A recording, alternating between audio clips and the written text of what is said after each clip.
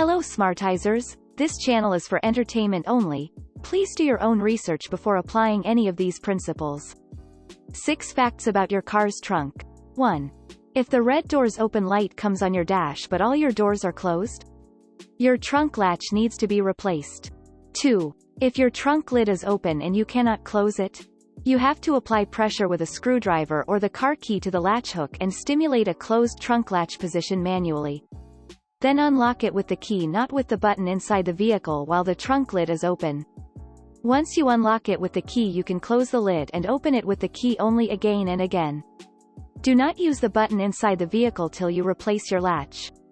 3. Checking the seal around your taillights as well as the trunk lid seal for any cracks and leaks is an important preventive maintenance idea. 4. In case of a leaky seal, look for a plug, usually located underneath the spare tire in your trunk, to drain any excess water and prevent damage.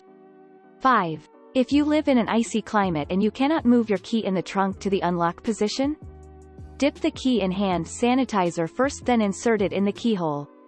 The alcohol in the hand sanitizer will melt the ice in the frozen keyhole. 6. If you lock yourself in the trunk by accident, look for the trunk release handle inside the trunk.